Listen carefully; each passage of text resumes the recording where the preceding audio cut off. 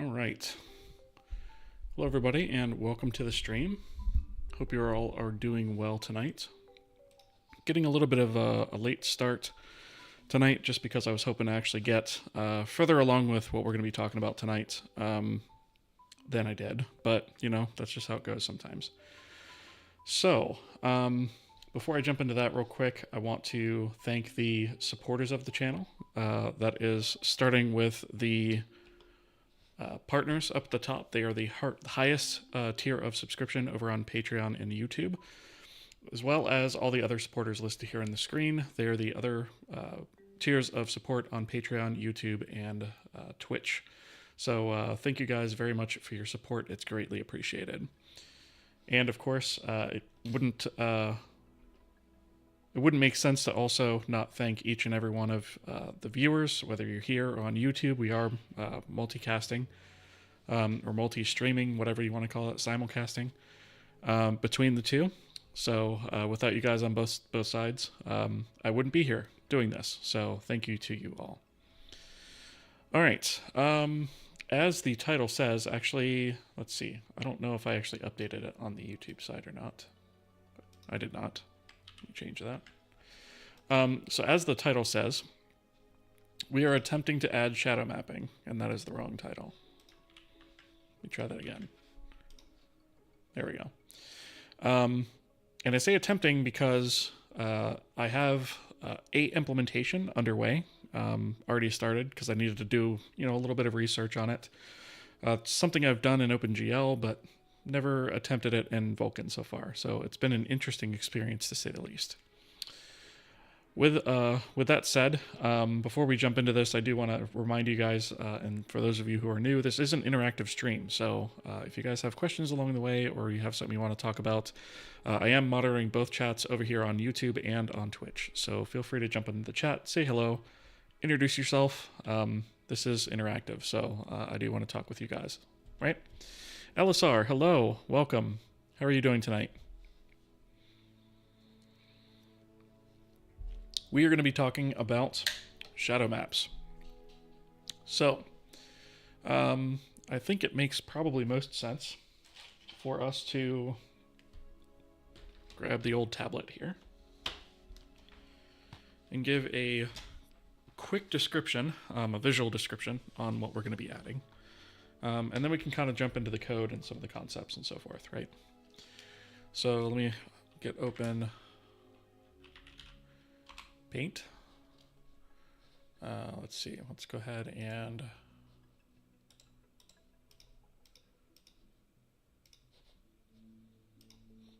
let's bring this down. I think that's the fill tool. Yep. Okay. I just filled it again. Need the pencil. There we go. A little bit thicker line. And there we go. Okay. So, shadow maps are a way of achieving shadows in any renderer that you're making, right? And the reason you'd want this is because obviously you have a source of light, and that source of light is going to cast a shadow. So, if, for example, we have sort of a ground plane here, and then we've got, I don't know, a box like up here, right? And we have a some sort of light source up here, right? That's casting rays in all directions. Or actually, let's use a simpler example, right? We'll use the sun, right? But a sun is more akin to a directional light, kind of like we've talked about before on the channel, right? So we have all these rays of light that are sort of going in the same direction.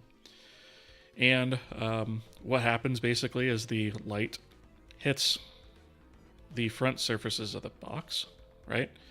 And then goes past the edges and hits the ground or whatever's behind it, right? And so you have all of these spaces here. This is all lit, right?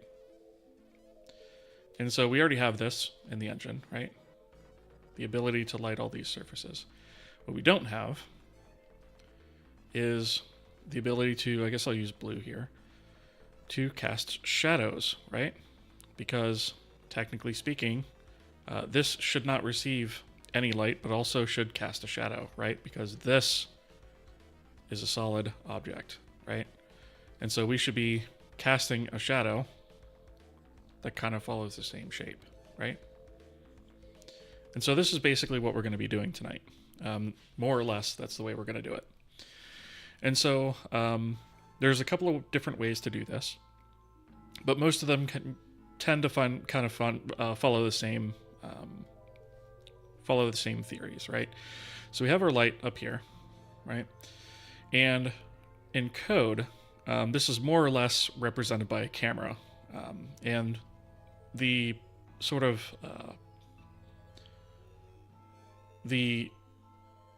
when I say camera, it's sort of the abstract version of that, right? What we really need for this is we don't actually need a camera like to visualize it, right? What we really need is we need a position. Whoops. Right, so we need a position and a direction. Right? And this direction we already have from the light, right? Because that's a directional light, it already gives us direction.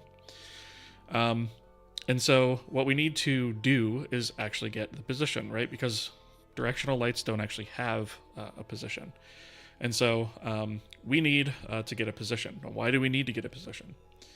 Because for lights, when you are generating shadow maps, you generally have to do that from a position in space. And what you're going to be doing is essentially reading the depth of all objects in the scene that you can see, right? And so we're going to be rendering to a depth map, which is somewhat similar to what we've already done in the past, sort of automatically, to get all of our geometry to sort correctly, right? So our depth map is essentially going to be all these lit surfaces, right? Right, so we have all these guys here, and this might be a little hard to see. So if it is, let me know. Right, and so our depth map is basically going to render all the visible surfaces. And the way that we're going to check to see if something is in shadow is we're going to say, okay, let's take a position on the surface, right? So we'll say this particular surface, right? Is it less than or equal to that position on the depth map? If it is less than or equal to, then it is not in shadow. If it's further than that, if its distance from this position up here is further than the depth map, right, then we are in shadow. So if we were to sample this point right here, this is in shadow. This guy is not in shadow, right?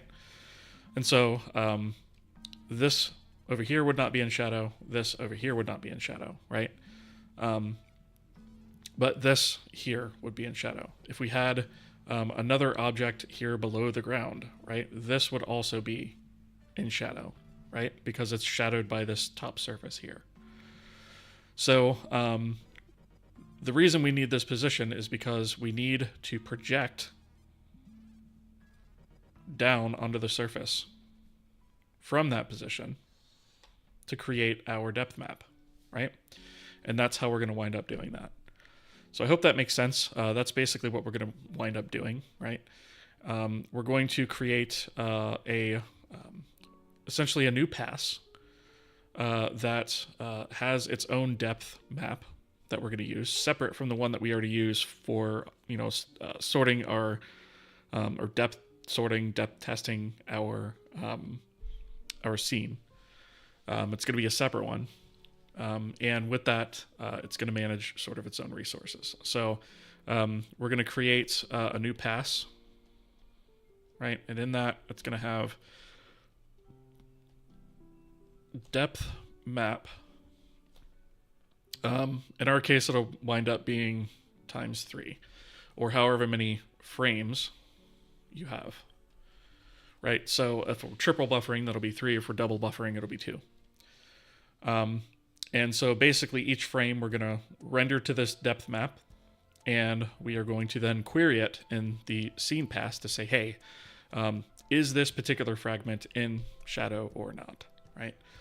And so we have a lot of things that we need to put in place to actually get this to work. And like I said, I'm most of the way there. So I'm going to talk about the implementation of this and kind of go from there. Let's see. Hello, I don't understand. That's blocked. I don't understand, but I'm here. Well, welcome, Bruno. I appreciate you being here. So we are talking about adding shadow mapping to our game engine, right? And so I'm basically going to be going over the Vulkan implementation of that, as well as setting up a render pass in our render graph for this, right? And just as a quick refresher on that, our render graph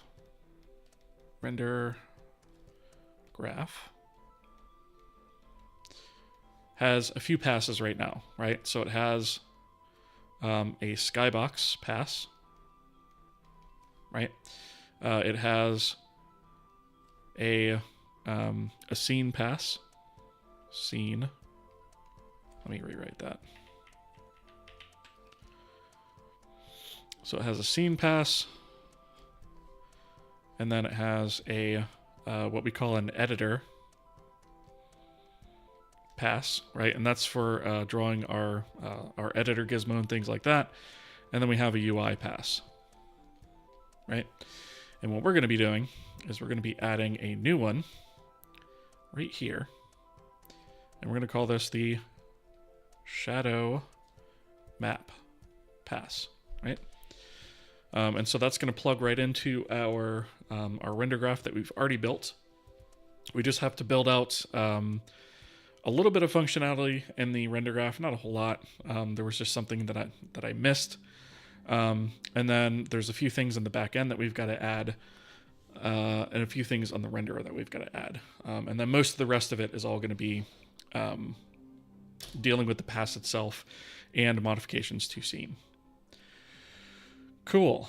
All right. So with all that said, I think the easiest way to show this is probably going to be a diff of what I've done so far, right? So we have a lot of modified files here.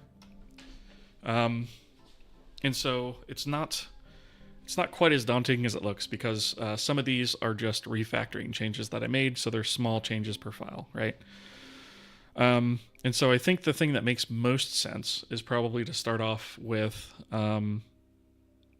let's see, let's start off with our render types, right? We'll try that first. And so this is one of the small changes that I was talking about.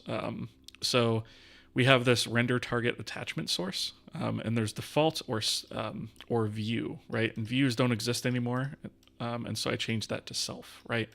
And what that means is when we have a render target that a pass writes to or reads from, right? Generally writes to, that's known as self, right? And so this right here is self, right? Because the pass owns that depth map, right? Whereas the skybox uses the sort of back buffer,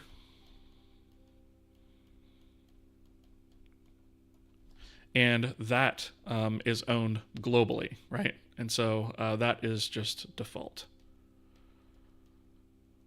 right? So this is actually the first time that we're implementing self-owned maps in a pass. So there's a couple things we have to do to sort of get that working. All right, so there's that. And then I guess the next thing to do would be to look at the actual render graph system itself. I do have... That was something I'm testing, so that's irrelevant. Let's see, where is... I thought we had... There it is. So this is render graph. Let me close this other tab here. Give ourselves some more room to work. All right. So we're going to take a look at the diff here, right? So this is our render graph. We forward declared texture because we actually need that now. And the reason we need that is for this function call down here, which is kind of long, right? So we've added a little bit more to the life cycle of our render graph passes. One of the things that we added was a load resources call. And this is different from initialize because initialize happens during the boot up sequence of the application, and load resources happens after the boot up sequence of the application, meaning that some of the core systems are actually stood up and ready to go. And the reason we needed this is because we're going to be dealing with textures and render resources. And there were some things that were being done in initialize, or that I tried to do in initialize, that was really too early. So we had to split that out, and so now we have this sort of load resources, which is what we're going to use to load resources. Go figure. And then the second one here is we have a call to attachment textures regenerate. And I should say not a call, a function pointer, right? So this is an optional function pointer. If the pass needs to regenerate its textures on a window resize or something like that, it's passed in a width and a height of that window resize, and it can do so if it chooses. Otherwise, it can be omitted. Same thing goes for this particular function pointer. So this is attachment texture get. And what this does is it basically reaches into the pass and says, hey, if you have a particular texture of a given attachment type, right? And those attachment types, to refresh your memory, are color, depth, or stencil. And these can be ANDed together, right? Then what it goes ahead and does is it returns a pointer to that texture. And we should mention here that this is going by frame number, right? So again, if you're triple buffering, it'll be 0 through 2. If you're double buffering, it'll be 0 or 1, right? And so it reaches in to the pass and says, okay, here's a pointer to that, right? And the reason we need that is for our source and sync hookups, because this wasn't actually being done because we were dealing with global resources before. And so now we actually have to have something like this for the pass to be able to provide a source to a sync once it is actually hooked up, right? So there's that.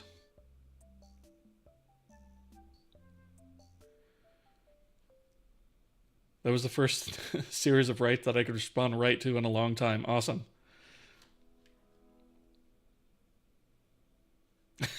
Now we're back to the usual. Travis, right? Me? Yep. Love it. Awesome. Yeah, I say right a lot. I don't know why I do that, but I should probably break that habit. I don't know why. It's just like a filler word, right? See? Did it again. Dang it.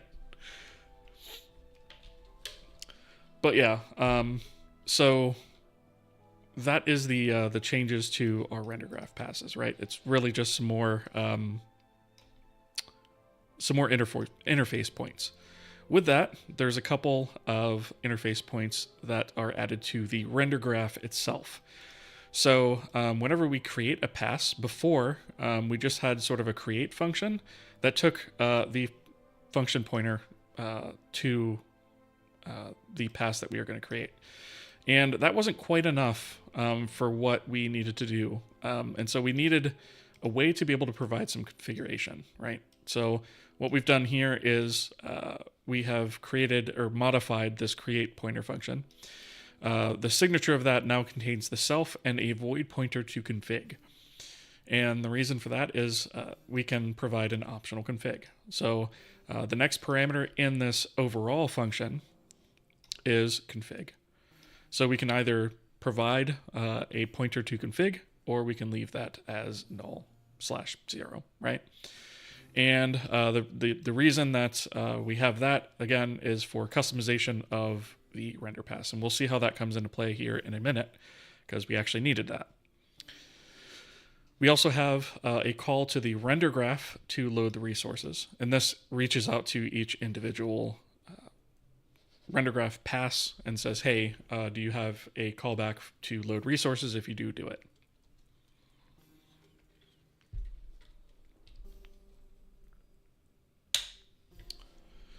All right. So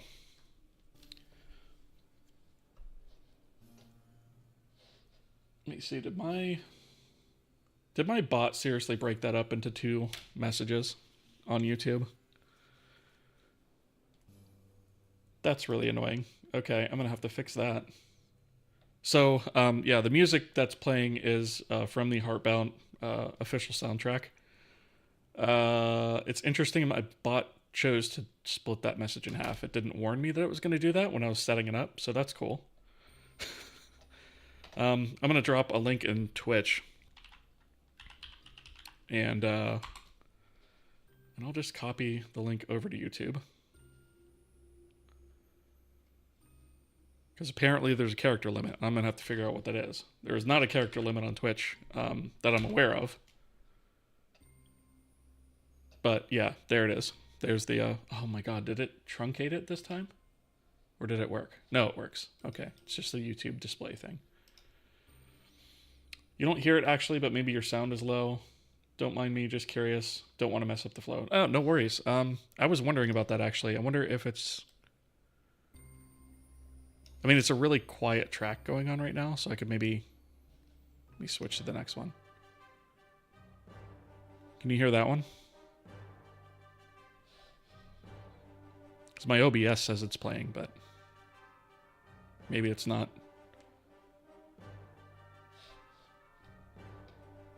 Anyway, yeah.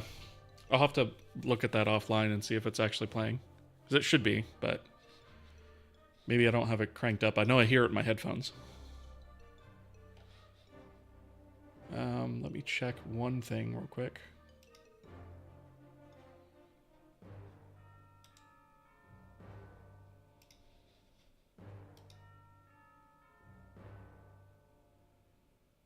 Yeah, that should be...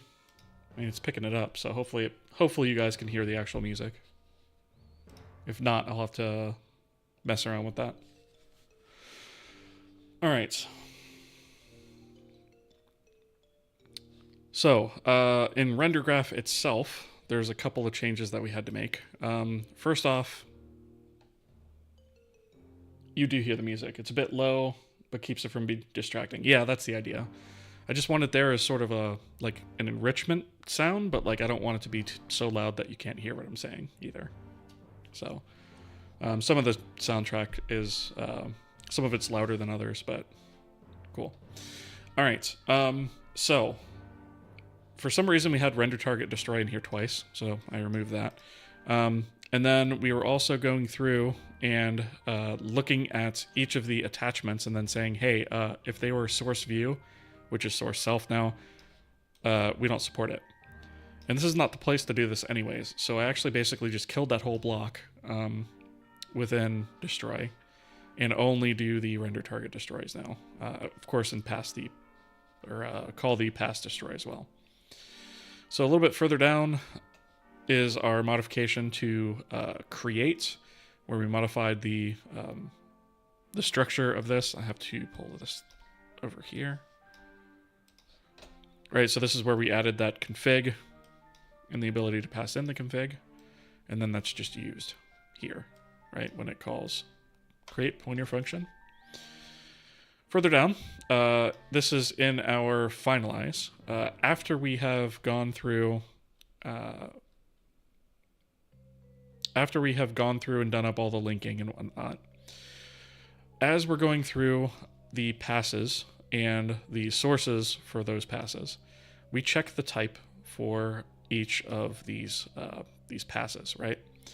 And for color, we were actually saying, hey, if the origin is other, then search for one of the other passes that actually has the name matching that we have configured, and look for the attachment that way and make sure that you found it. But we weren't doing that for the depth stencil type. So we added code to go through and do that. We also added code in here to look at, in addition to origin other, origin self. And if the origin is self, then we hook up the textures to the source. So this is where we have the attachment texture get. And we say, hey, what's the frame count?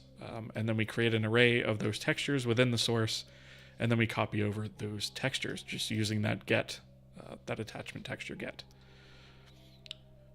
Further down, when we have RenderGraph load resources, Again, we loop through the passes, we loop through the sources, and again, we check to say, hey, if the source origin is origin self, then we check to make sure that we can actually go ahead and get that type of texture. We switch on the texture type, do the frame count, set up the array, and put in the attachment textures, right? We also throw an error in this case to say, hey, this render graph pass named this with the source this is set to render graph source origin self, but does not have an attachment texture to get defined. So if you are using render graph source origin self, you have to have this defined because the other passes have to have the ability to actually get it, right? So Dingy, is it Ding A? First time chat. Good evening to you. Welcome. Hope you're doing well. I hope I pronounced that right. At least one of the times. Taman, welcome. How are you? Good to see you. Good evening indeed.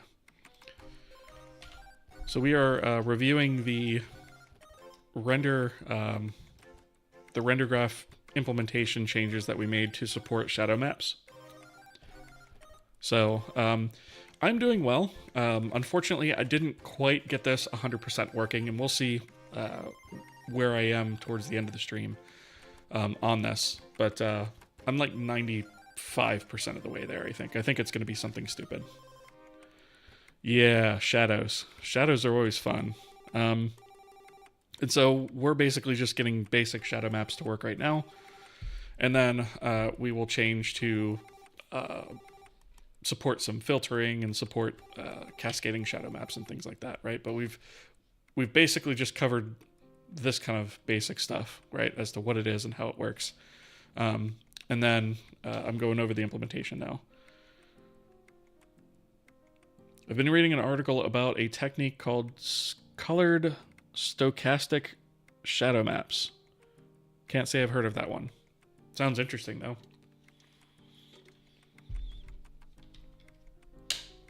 I'm going to copy that. Actually, do you have a link to the article? You can just drop it in chat. I think it'll let you. If it doesn't, maybe I'll have you just DM it to me on Discord. All right. So, with that, after this is done, after we've got all the source and sync leakage that we need, then we go ahead and we call pass load resources. And this is that new entry point that I was talking about that happens later in the application lifecycle. It's on Discord. Cool. I will have a look at that. Thank you for sending that. And who knows? We might even wind up implementing it here if I like the way it sounds. So we'll see. All right. Further down, in regenerate render targets, we just do some additional checks. So if we are attachment source self, right, we had here before, hey, that's not supported. We're not doing that anymore. We are going to support it now. So if we have to regenerate that, we first check to see if we have a regenerate pointer. Then we check to see if we have adds, which we do.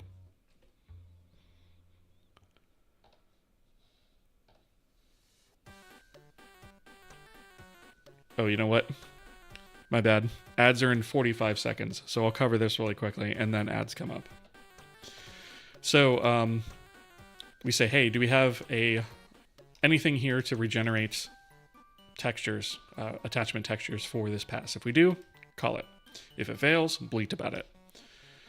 If we have attachment texture get, if we don't have it rather, and we are attachment source self, it's going to bleat about that and fail. Otherwise, it'll say, okay, attachment texture, go ahead and get that guy. If that fails, bleat about it. And then we have this use custom size, which essentially says if the attachment at index 0, because there will always be at least one, is attachment source self, then we want to use that texture size as the width in our render pass. That's it, right?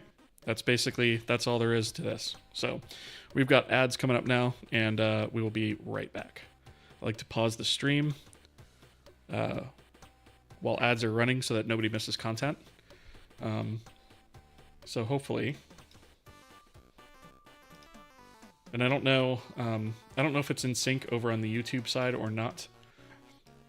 I'm not sure if you guys get served ads there or not, but I know on Twitch there's basically a timer where ads get served every once in a while. And it generally lasts for about 1.5 to 2 minutes. And whenever that happens, I pause the stream so that nobody misses content, right? So that gives me a chance to sort of get some water and stuff too, so.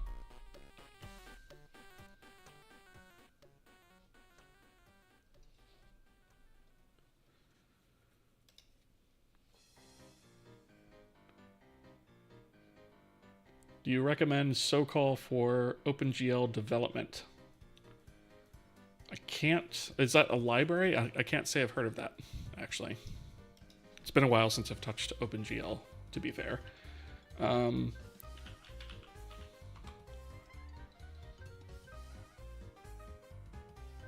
Let's see.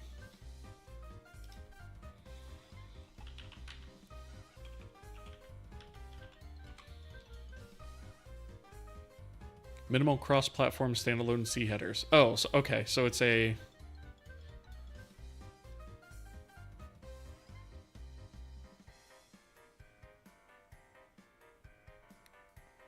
So it's basically a platform layer is what I'm reading. Interesting. 3D API wrapper.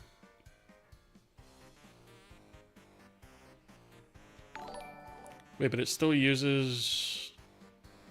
Oh, it uses GLFW, okay. Or you can use GLFW with it? Interesting. Okay, I'll have to take a look at that. I haven't heard of it.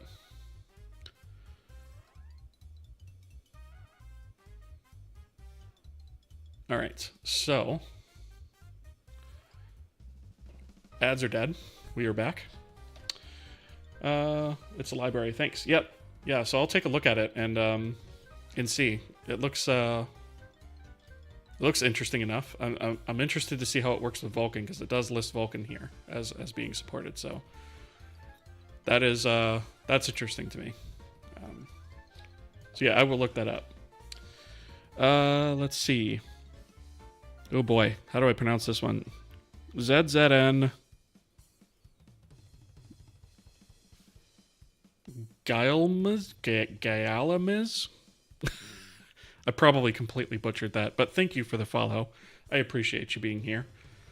If you have a better way to pronounce that, feel free to drop it into chat. But thank you for the follow. I appreciate that. It helps me a lot. Okay, so we finished up with the render graph stuff. Let's see, render types we've already covered. Version, we don't need to cover that because that's just auto-incremented. I think with the render graph stuff that we've done, most of these passes are just changes from that. So we're just adding config here to this guy, adding config. Again, it's ignored for all of these. Editor pass is just adding config. UI pass is just adding config. And I think I already did skybox pass, right? So, okay. Denise, thank you so much for the supporter. I appreciate that. And welcome to the YouTube memberships. I appreciate that. Your support means a lot to me, so thank you. All right. So I think the next thing that we'll take a look at is probably... Let's look at the material system next, because there are some changes with this. Most of it's behind the scenes, but we have a couple new setters. So we have a shadow map set, right? Because a shadow map is a texture. So we have the shadow texture and then the index, which is basically the current renderer frame that's being used, right? And so we have the ability to set that in a global context on the material system. And the reason for that is because we only really need to set that once for drawing a whole bunch of objects in the scene, right? So this gives us the ability to do that. And then also something called directional light space is able to be set. and that's a matrix that we use for generating the shadow map, as well as actually projecting it onto the geometry in the scene, right? So that is, just to remind, that is the matrix generated by these two things. All right. So the material system in the background has a lot of little changes. So we're going to kind of go through those. I'm going to skip over this stuff that's not really relevant. But basically the way that this is now is we have a PBR map count of 7. So we have our samplers listed here, actually. So in a PBR material, we have an albedo, normal, metallic, roughness, and AO. We also have the shadow map here, and then we have a IBL cube, which is basically our irradiance map. And so that is the order of the samplers now, and the shader has been updated to reflect that. Let's see. It's a technique, talking about the shadowing, it's a technique that takes the color of translucent objects into account for the shadows. That would be interesting. I assume that requires forward rendering though, right? Even though, I mean, that's what we're doing right now, but eventually I'm going to switch away from that. Also sent a OIT, I assume that's order independent transparency technique that uses CSSM. Yeah, that is something I really want to investigate at some point, because having to order your transparent objects sucks, and it's kind of a kludge, right? So that's definitely something I want to get sorted in this engine for sure. I don't know if it's going to be short term or not, but that should be interesting. Thank you for sending those. And if you guys ever run into stuff like that you find is a good resource, feel free to forward it over. And if you want, actually on the Discord server, if you do !Discord in the chat, you can get the Discord server. There is actually a resources channel in there where you can actually post resources. And so that, Tam, and I see that's where you're actually posting the stuff, so that's perfect. And so there's all kinds of links to stuff in there that that people have left. So definitely really good stuff. I haven't visited it in a little bit, so I've got some reading to do. But anyway, so we have our whoops. So that's our sampler situation for our PBR materials. Our terrain materials also got some constants set up, just to kind of get rid of some magic numbers. So that's what a lot of this stuff is just getting rid of those. So we have a per material sampler count of 5. So when we talk per material, we're talking about these guys, right? Our different maps. And then we have the terrain sampler count, which is all of the materials, right? So our max material count times our per material sampler count, right? So that's basically 5 times 4, which is 20.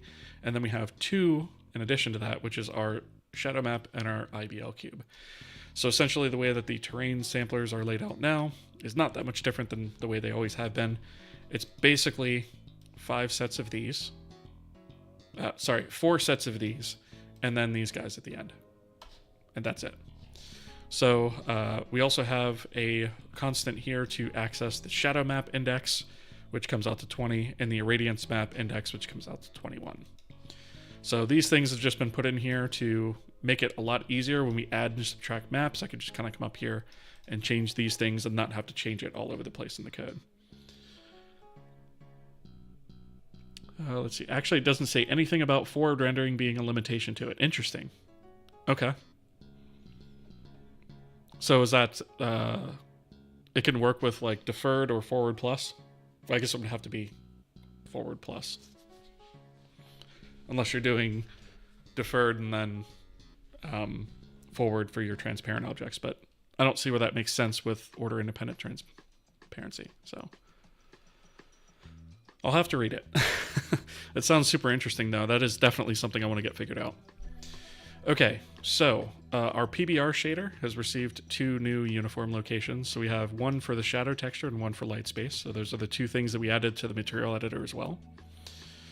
Our terrain shader has the shadow texture added, but we have not added the light space to that yet. So I'm trying to get the PBR to work first, and then once I have that working, that port to the terrain shader will be easy. So there's that. We also have a global shadow texture within the material system state. So this is where that setter affects it. And then we also have the directional light space, right? So these are those the targets of those set functions that we saw before. If we come down a little bit further, we have just default invalid locations for those new invalid IDs rather for those new locations. And then a little bit further down is where we actually retrieve those things from the shader. So we have our light space retrieval from PBR, and then our shadow texture from PBR, and then our shadow texture from terrain. And we're not doing anything with it over on the terrain side yet until we figure that out on PBR. So with that, here's all of our samplers, right? Just to give you an idea of how those things are laid out. Again, we have the 4 materials here, and then our 2 maps at the end. So we have our cube texture and our light space is newly added, right? Okay.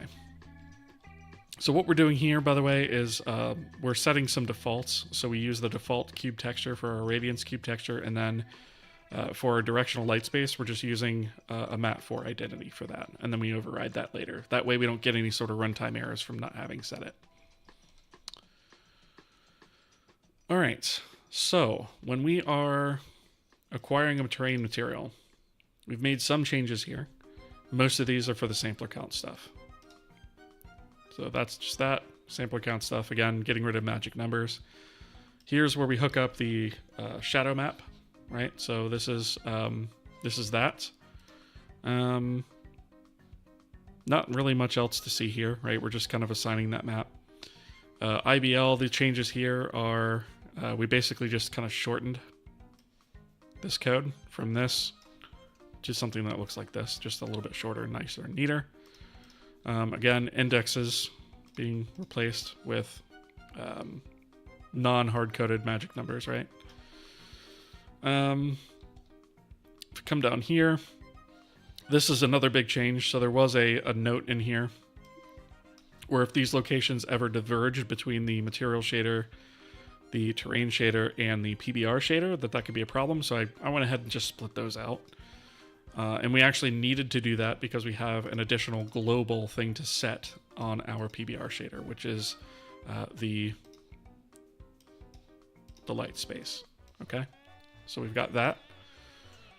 A little bit further down, we set the shadow map in the PBR shader. In the terrain shader, we go ahead and we set the shadow map again. Most of these changes are just the index changes. And here we have the back end of that setter function for the shadow map. So it just literally forwards it on. We do have something in here for index for cascading shadow maps. So we'll come back to that. And then the directional light space set is just forwards onto that. And then I believe all of these changes down here are all index changes. So far, I think they are. Yes. Okay.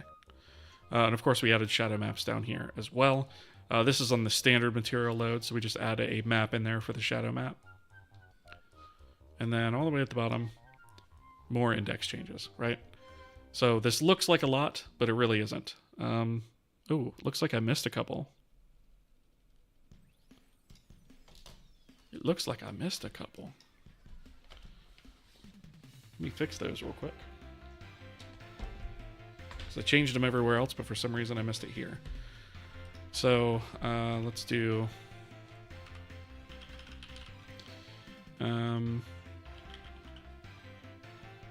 let's see.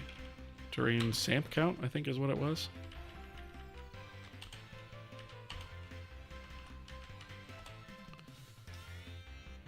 Okay. Yeah, 22. Did I get rid of the size of, though?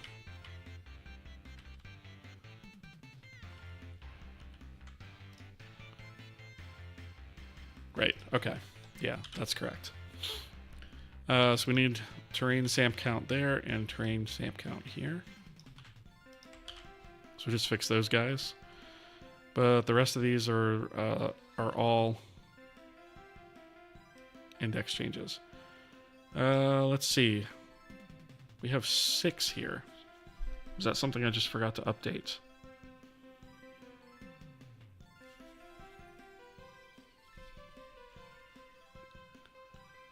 I believe this should be... let me think about this for a second. We need to acquire resources. This is for the default terrain material.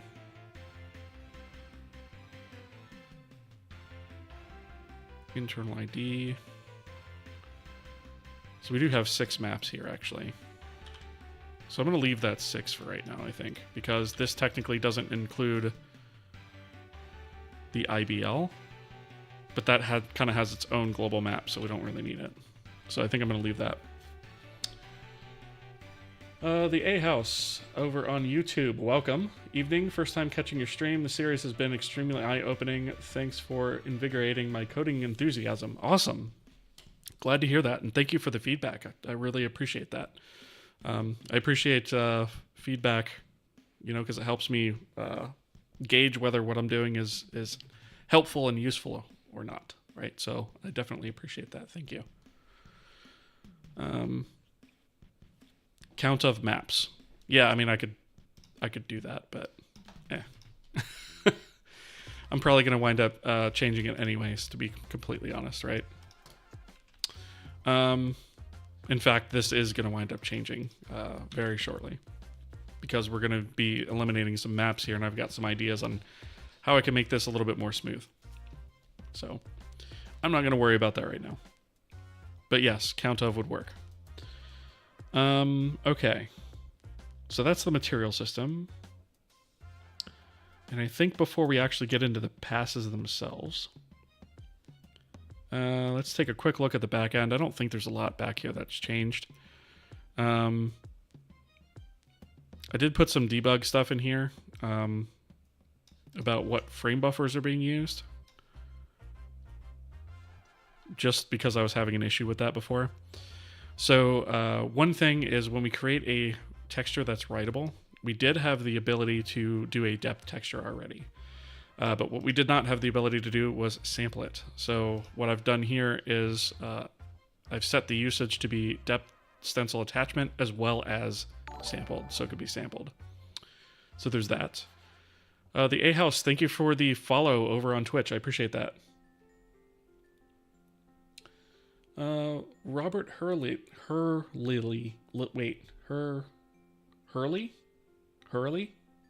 I hope I'm pronouncing that right. I'm so bad at pronouncing stuff.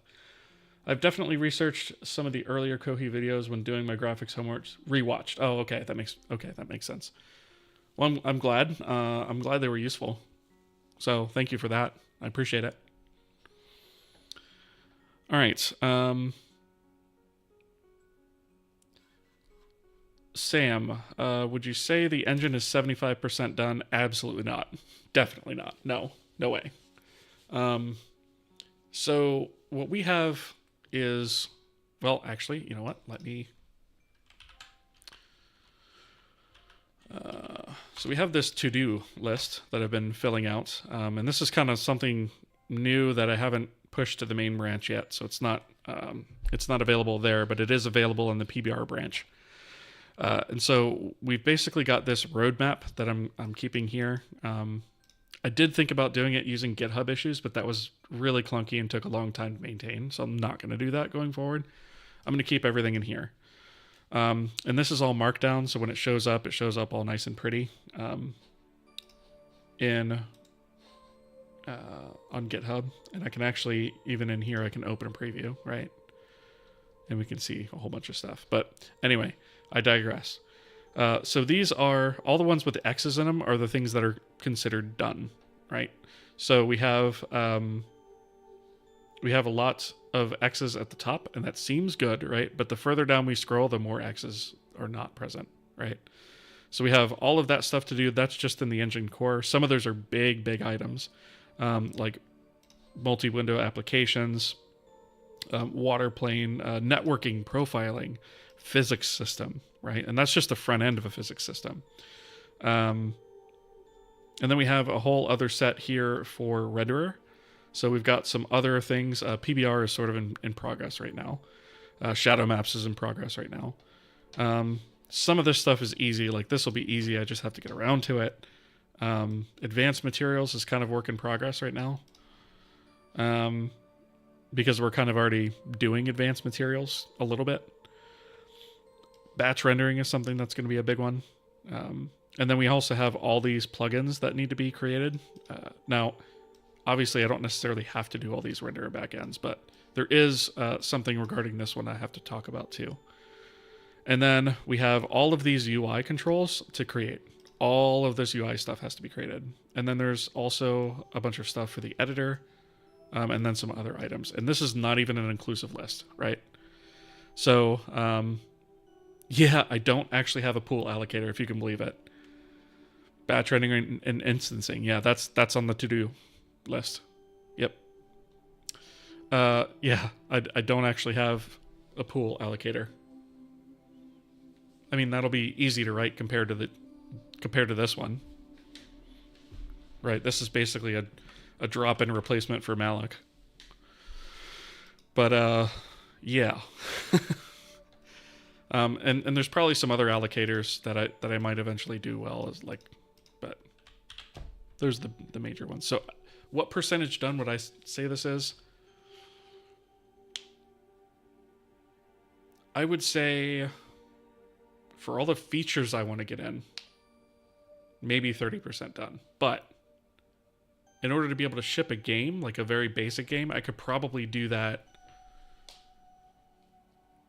I could probably do that now, actually. It wouldn't have physics in it, right? But I could have some decent lighting.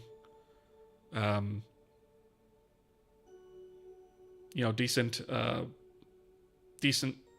looking materials, things like that. We do have audio. We do have input. I don't have mobile input. I don't have controller input, so it would purely be a desktop game, but I technically could make a game with it now. Which I'd hoped to actually start on one this year, but I got too distracted adding new features, right? So, but yeah, that's probably where I would say we're at. I'd say probably, if I had to spitball it, probably around 30%. Maybe a little higher, but not much. Adrian, hello, I discovered your channel recently. Awesome, welcome. I would encourage you to subscribe on YouTube and follow me on Twitch so you don't miss stuff. In fact, that goes for everybody. If you guys haven't already, I would encourage you to do the follow thing or the subscribe thing, depending on which platform you're on.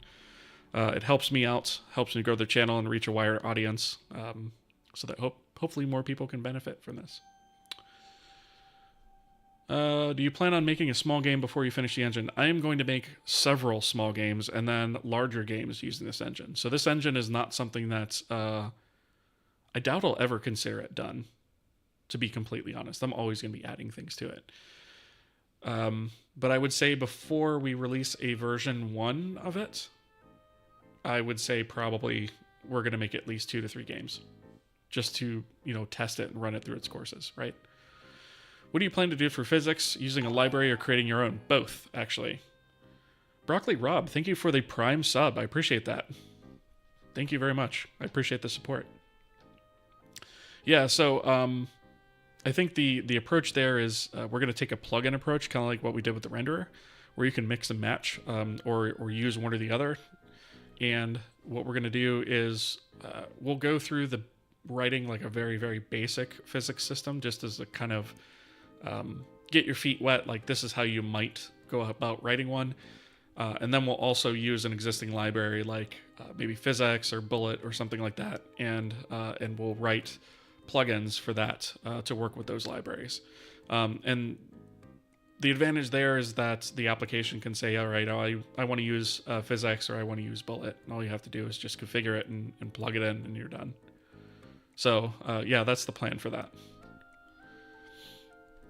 When I finish what I'm doing with the editor, I'll work on memory allocators and multi-threading. Yeah, memory allocators were a lot of fun. Writing tests for them was not, but yeah. Memory allocators I thought were pretty fun.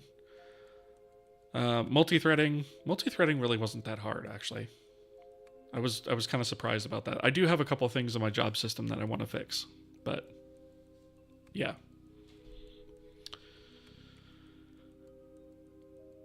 I'll definitely use kohi as a source. Yeah, feel free. This is for those of you who are new, by the way. Let me drop a link in chat on both sides. So we have a website for the Kohi engine. That's this guy. That contains all the information about it. YouTube and Twitch links, of course. And it also has a GitHub. So this whole thing is 100% open source. So it has all the links. It has links to our Discord. We're a little over 700 people, I think, at the moment. And then, of course, the live stream. So you can see me here waving to myself over and over again. So that's always neat. And then we have our GitHub here.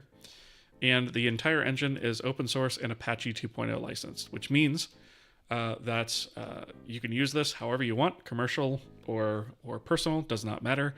All that I ask is you credit me. That's it, right? That you credit saying, hey, I used Kohi for this, or it's based on Kohi. And that's it. So there will never be any sort of charge for the engine whatsoever. There will never be any royalties or subscriptions or any of that stuff. Any subscriptions that I have here, whether through GitHub or through Patreon or any of that stuff, is completely optional. So I have those things there if you want to support my work, but you do not have to do that to obtain anything from this. None of this is paywall, right? Never will be. So yeah. Let's see. Already subscribed. Awesome. Appreciate that. Modular engine. I like that. I use Bevy, a Rust engine, which is extremely modular. I've heard of that one. I've not used it, but I have heard of that one. Modular is really the way to go because it allows you to add and remove stuff as you need to very, very easily. All right. Oh, but you'll make it hard and you'll use fibers with multi-threading? Yeah, that should be fun. I mean, I might go that route eventually, but I don't know. Till I have the need, I don't think I'm going to go that deep. I had to write a secure allocator that detected over-under runs. That was a pain. Yeah, mine isn't quite that robust yet, but eventually I'm going to add that kind of logic in there. My tests ended up having to catch seg faults. Oof. See, and I eventually want to do that. But yeah, I'm not there yet. For right now, it's basically just an arena allocator with a free list in it, essentially. But everything in the engine uses that. So. Yeah, if you don't need the PBR, just chuck it out. No, I do need PBR, for sure. Absolutely need PBR. All right. So we made the depth textures sampled or sampleable. I changed this border color to float opaque white because I saw some examples that were using that instead of opaque black using integers. So I don't know if that's going to have any effect yet, but we'll see. And then one thing that I did was when we're creating our render pass, there was some logic in here for, let me find it, for render target attachment type color, where we had this option. Oh, we had this option of ads. Be right back after the ads. I just like to break the stream when ads come up, so that folks on Twitch do not miss anything. So I don't know over on YouTube how it works over there. I haven't quite figured that out yet, but I know on Twitch there's a timer that goes, and once every 30 minutes it plays ads for between 90 seconds and 2 minutes. And I like to pause the stream so that nobody misses anything on either side. So yeah, that is what we're doing now. We've got about 50 seconds left, and then we'll be back to it. So I just like to do that. And also, I need to drink some water. You guys should do the same.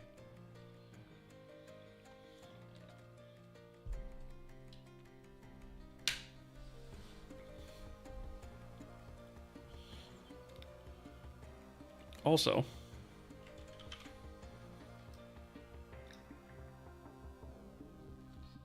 I just noticed something pretty funny. It's really not going to let me take a screenshot of it. Really? Let me see if it at least copied it to the clipboard.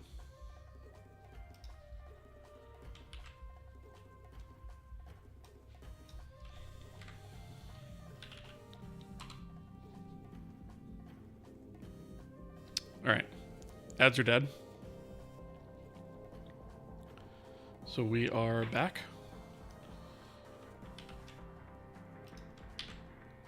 So I noticed something on Twitch. We are at 669 followers, which is deeply funny to me. That's a great number. But yes, I appreciate you guys following me very much. So thank you for that. All right. So we have this thing called Final Layout. And Final Layout basically says what the layout of the image is at the end of the pipeline, right? And so depth previously didn't have this. It just always used VK image layout, depth stencil read only optimal. Or actually, no, I think it used depth stencil attachment optimal. This is the one I've added. So we have this flag in here called present after. And generally that's used up here for color attachments to say, hey, we need to actually set this to a layout present source to present it on a swap chain, right? To use it with the swap chain. But for depth, we can actually kind of cheat the system a little bit and say, well, we're not going to be presenting this.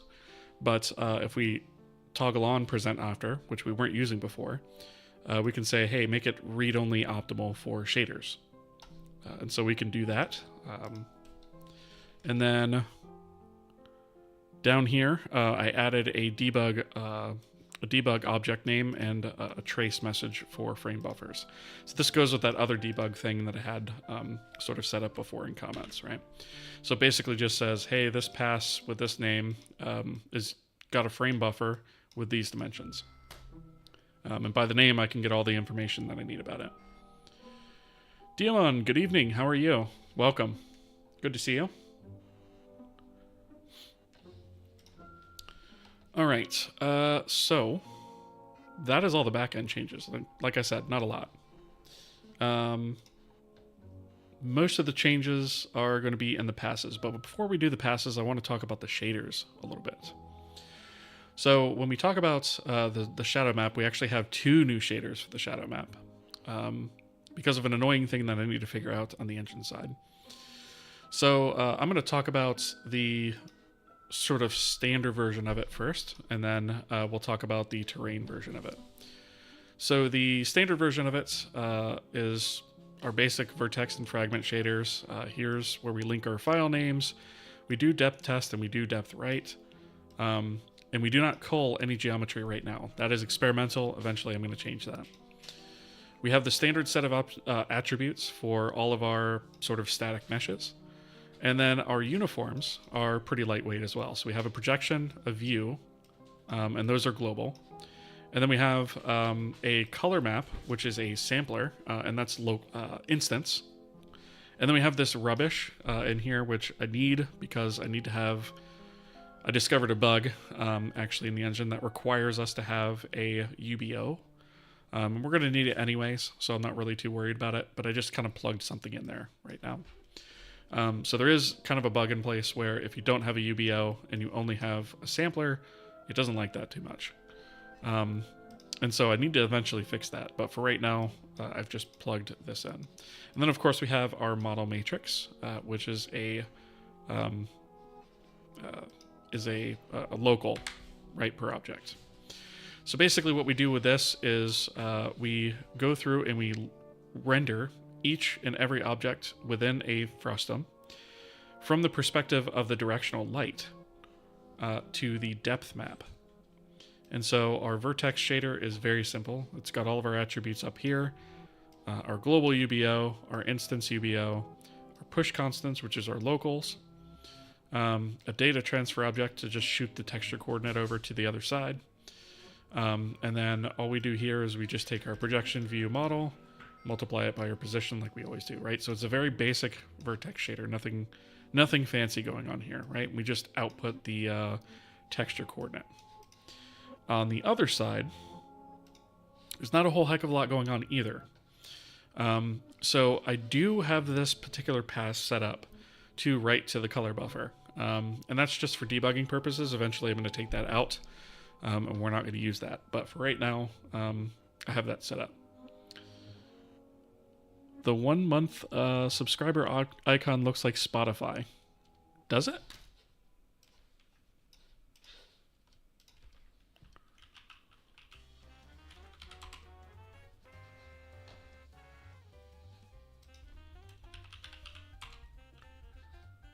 I mean...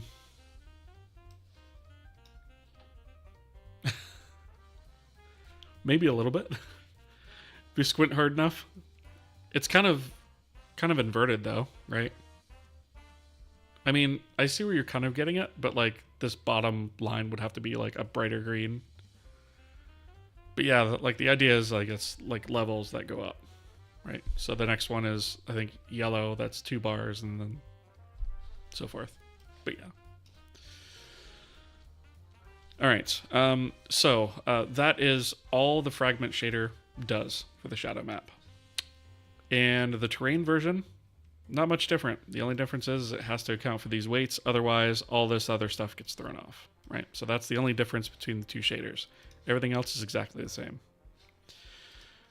Even the shader config is exactly the same. Again, we just have weights, right? And so eventually I'm going to figure out how to do this without having to have multiple shaders. But for right now, because it's tied to the pipeline, I have to kind of do it that way. All right. So that is like all at once those files. So we're getting through them pretty quick here. So let's see, the terrain shader I'll hit next. Again, we just kind of updated the numbers counts in here and threw in a sampler for this shadow map. Obviously this is not correct or right. I just wanted to make sure that the resource worked. So eventually we're going to be updating this more. Our PBR shader is where things really kind of get nuts. So for one thing, our PBR shader in the global uniform takes the light space. And so that is position 2, basically, within this uniform object.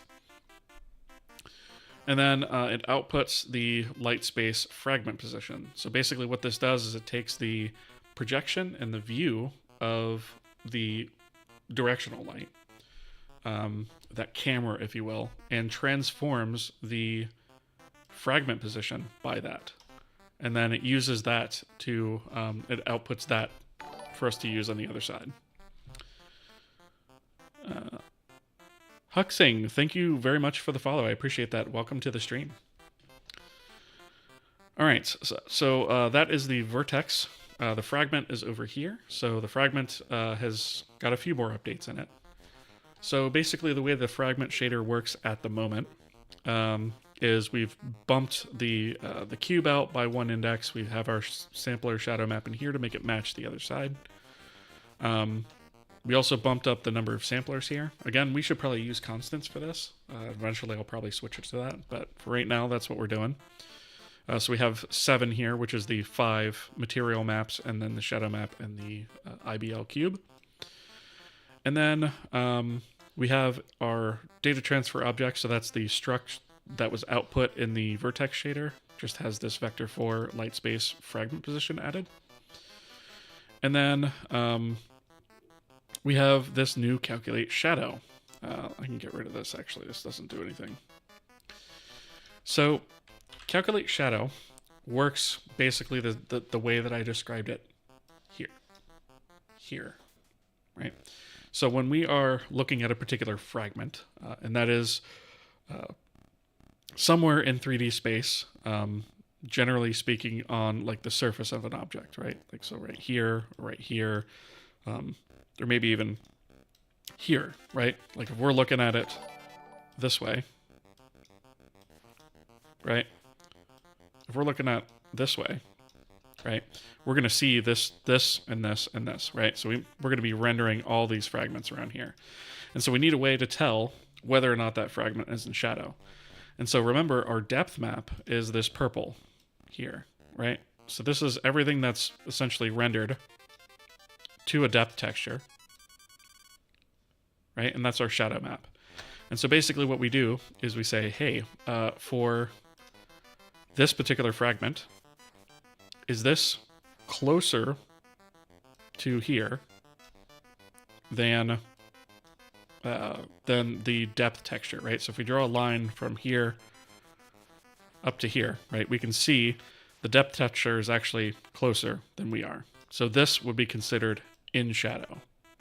If we were to test this point up here, this would not be in shadow, right? So this point here would be in shadow. This point here would not be in shadow. Hope that makes sense. Let's see. Simp Steve Harrington, thank you so much for the follow and welcome. Appreciate that. Welcome to the stream. So we basically implement that algorithm as follows. So with a orthographic projection, this is already kind of done for us, where we take the X, Y, Z and divide by W. So doing it again really has no effect, but if we ever use a non-orthographic projection matrix for this, like when we have a point light, then this will definitely have an effect. We also take this, the projected points, and we transform them to normalized device coordinates, right? I put NDC coordinates, that's just NDC. And normalized device coordinates. And so basically what this does is it cuts it in half and then moves it over by a half of 1, right? So it takes it to that -1, 1 ratio, right? Or range. And then we sample the shadow map to get our closest depth, right? So we're saying, okay, let's sample the map with our projection. So that's us looking at this surface right here, right? And so we do that by we sample the map and then use the texture coordinates generated by the projection that we do here. And we take the red channel of that, right? So that's our closer depth, right? And we say, hey, our current depth is the Z. And what we do is the Z is actually the light space fragment position. So that's the actual depth from the light camera, right? And so we say that's our current depth. This is the closest one that we have. And then we say whether or not it's in shadow is if our current depth, oops, that's backwards. If our current depth is greater than our closest depth, right? And so if our current depth is closer than our closest depth, I got that backwards. These signs always screw me up. Dyslexia is a bitch. If our current depth is greater than our closest depth, meaning it comes after it, it's further away from the camera than our depth map, then we are in shadow, which is what this 1.0 means. Otherwise, we are not in shadow, right? And so I put some comments up here to sort of illustrate that as well. Then we just return that value. That value gets used down here. So we say shadow, calculate shadow, and then use the light space frag position that we passed over from the vertex shader. And then here is me screwing around with different properties to try and get this to work, right? So this is the section that I was kind of stuck on. I think I've got something in my math is just wrong over on the code side, but I was screwing with some things over here on the shader side. So what I'm doing right now is I'm basically saying output the shadow result as the color. And that's kind of how I'm testing it. And then ultimately we will calculate the shadow in with the ambient and potentially the reflectance to get our final result. But while I'm testing this, I'm just outputting it directly, right? So this is one way that you can debug issues like this. Okay, so that is all of that. Does a ternary operator have any difference instruction-wise to an if-else branch? Not that I'm aware of, no. It's just a little easier to read, I think. As long as you don't nest them, right? But yeah, I don't think there's any functional difference.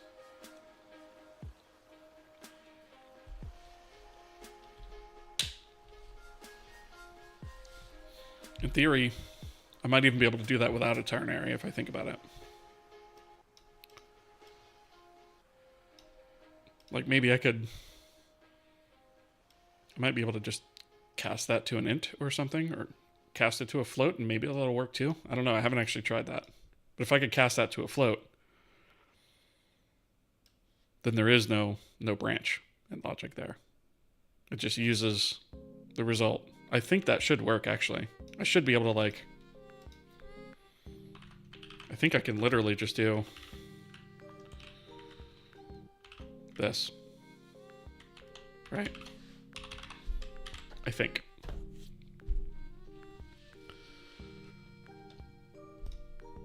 I haven't tried that, so... what I'm going to do, though, is just because I don't have this perfectly working yet, to not potentially throw another wrench into something in case it doesn't behave the way I think it's going to. Cast, get rid of branch. I'll to-do it. That way I can come back to it. All right, so that's it for the shader.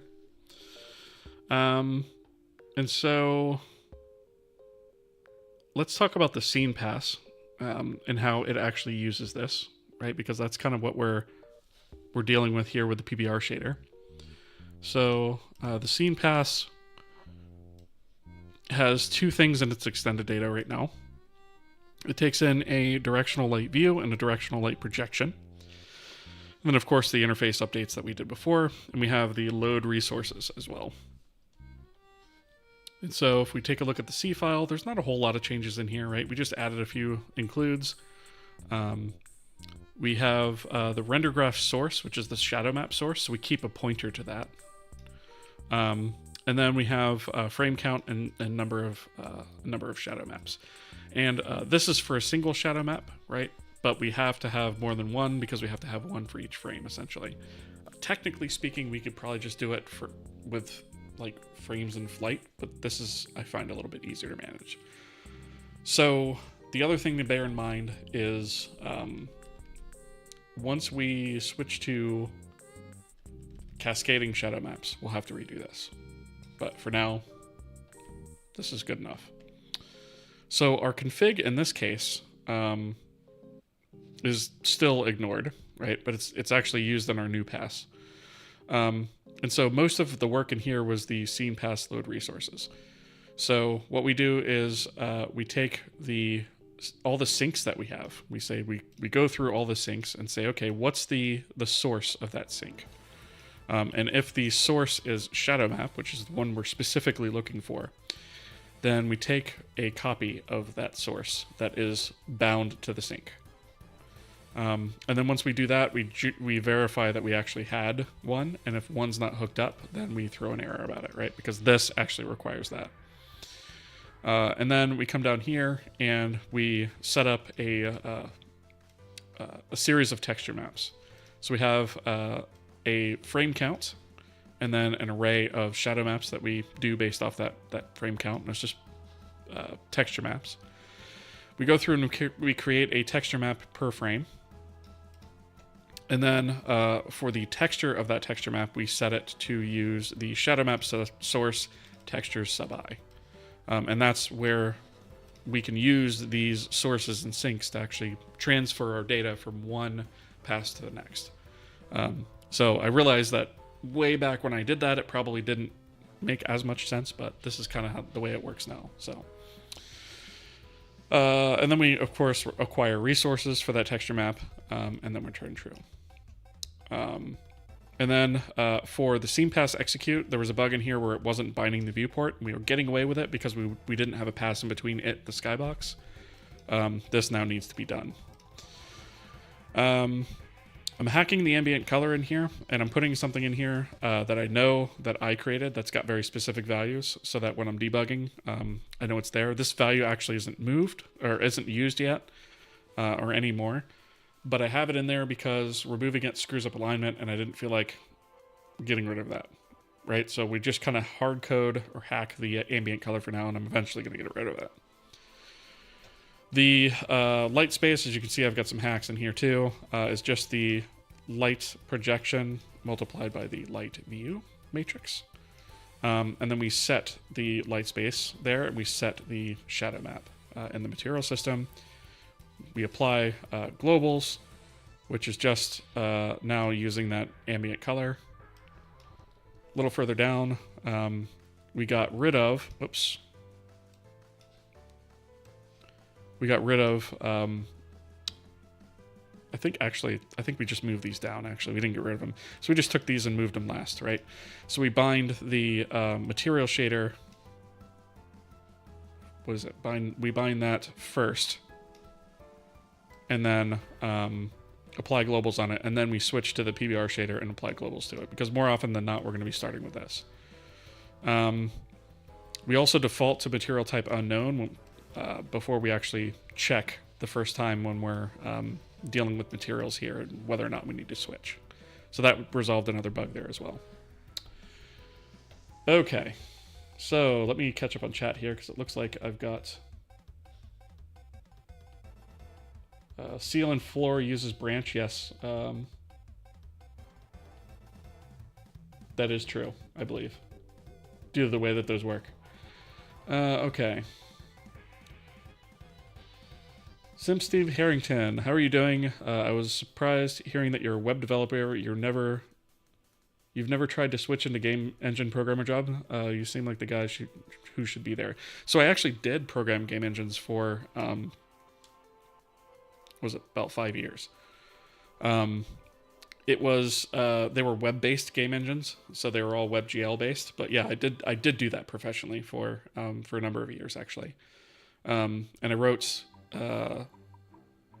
3 game engines there technically. Although one of them was server side, but had a lot of game logic on it. But yeah, so I have done it professionally. I just don't anymore, just because I got tired of working 70 hours a week. Let's see. El Real Mustang, hi, hello, welcome. What programming language is that? This is C. Yep, and GLSL. Yep. So we're looking at here is C, and then GLSL is. Do I still have one open? Probably not. This is GLSL. Let's see. Why 0.99 on A? Because, whoops. Because, wait, where was that? That was in the, was it in the scene pass? I think it was in the scene pass. Yeah, here. So the reason I put 0.99 instead of 1 is because 1 could technically be a value that is entered in by like a material by default, right? And so I put 0.99 in there to be super specific so that I know I entered it. So for example, when I open up a capture in RenderDoc and I go to pipeline state, and then we find a draw command, right? And let's do vertex shader, right? Because that's where the global UBO is bound. And I examine this. That's probably a bad example. Let me see if I can find. Let me not do the shadow map. Let me do the world, because that's where it's actually used. Right, so, and I think this is part of my problem, is see how ambient color is all zeros? It shouldn't be.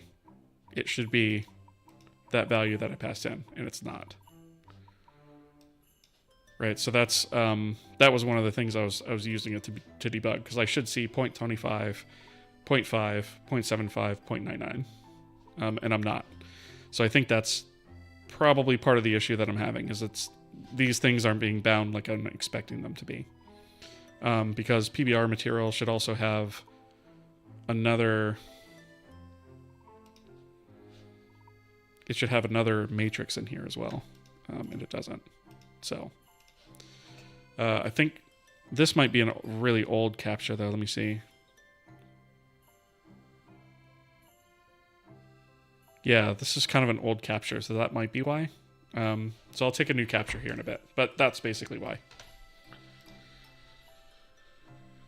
Were there games published with those engines? Yes. They were mostly like casino-style games, so most of it all shipped overseas. I don't know if any of them actually published here in the US or not, but yeah. I was on a team to ship about... how many games did I do there? Must have been... I don't think it was 3 dozen, but it was every bit of 2 dozen, for sure.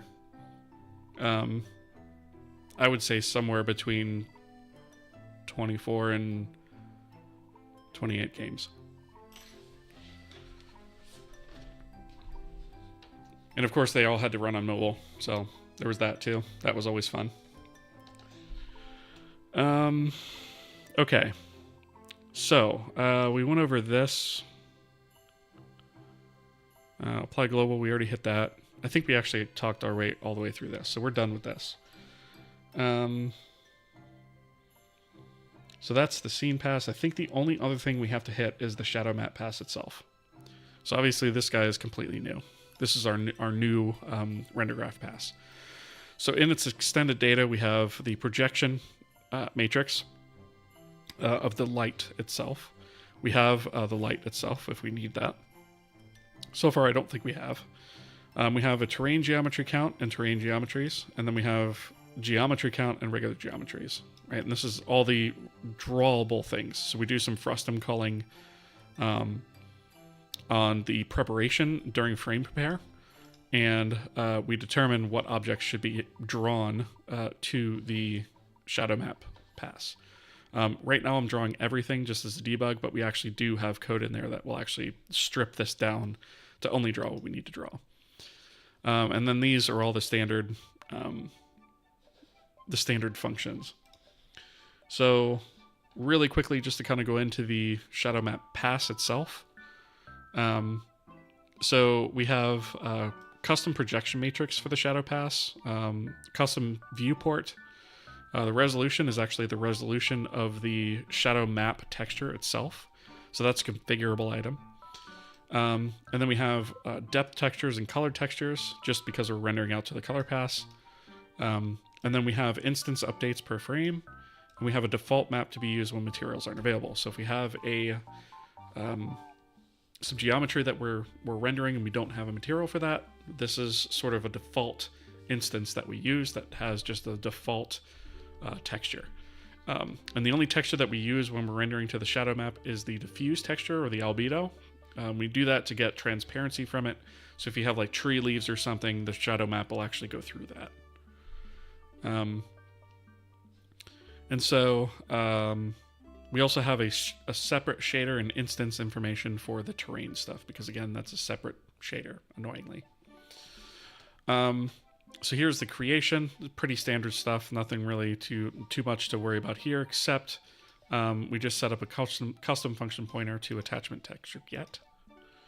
Initialize basically just goes through and does the same thing that a lot of the other passes do, but with a little bit of a couple of extra things. So we generate some textures here. So for our attachment count, we generate a color texture and a depth of texture for each attachment. We set up the render pass. So the render pass in this case, we clear the color buffer, we clear the depth buffer, and then we have two attachments. So here's the color attachment, here's the depth attachment. We have present after flipped to true on this so that it becomes optimized for read-only sampling when we go ahead and do that. And then we create the render pass. We load the shadow map shader. So this is the standard shadow map shader. So we load the resource up, parse all that out, create the shader based off that, then unload the resource, and then adds. So for those of you who are new to the stream, I'd like to pause the stream whenever we have ads, just so that nobody actually misses content. So for those of you on the YouTube side, I don't know what the ad schedule like that is like over there, but it's it's something that comes up every half an hour on Twitch, and there are generally 90 seconds of ads, and so I like to pause the stream so that nobody misses content, right? So we've got about 50 seconds of that left. So if you guys want to get up and grab a drink or something real quick, feel free to do that. And we'll keep on chugging.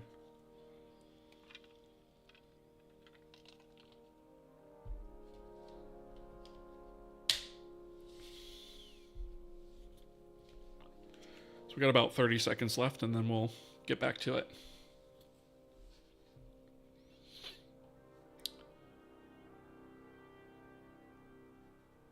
Ghost Pepper, great stream. Thank you. I appreciate that. Hopefully you can hear me. I'm not sure if you're being served ads over there or not, but yeah, I appreciate that. All right. We got about a couple seconds left here. Yeah, you can hear me? Okay, cool. All right, so ads on the Twitch side are dead. We are back. We're back. Ads are dead. Cool. So, let's see. Be honest. If not bothering you, what field do you work in your business life? So I work in web dev during the day. I do web development. It's still based around 3D work, but you know, it's like a web application too. So it's technically web development. It's you know, in the retail space, I guess you could say. And it's not a bother at all, by the way. If you guys ever have questions or whatnot, feel free to drop them in chat. I'm always willing to have a conversation with you guys. I like talking to you guys. It's an interactive stream, right? It's not all just brain dumping and coding, right? It's meant to be interactive. I like enjoying, or I like interacting with you guys. I enjoy it. That's what I'm trying to say. All right. So after we load the resource, we get a pointer to the shader, grab its shader locations, and then we do the same thing for the terrain shader. This is all stuff we've seen before. Shadow map, load resources. This is the one that really needed this. So this guy basically creates default color maps and default terrain color maps, and then sets up the texture. So it starts off with the default diffuse texture for both. And these were not available earlier on in the pipeline. So they needed that life cycle change to be able to actually get them at this point. So that's why that's there. And then we acquire resources for both. We acquire instance resources for both. And then here we calculate our viewport. Here's where all my hacking comes in, right? You see a bunch of comments and commented out code. This is me trying different stuff. And the way that this is working currently makes absolutely no sense to me. And I'm trying to debug why. So we'll get into that in a bit. this is the fun part of development, right? Especially interactivity is when stuff breaks and you can't figure out why. And sometimes one of you viewers will just kind of look at it for 2 seconds and be like, oh, you're dumb, do this instead. And then that's it.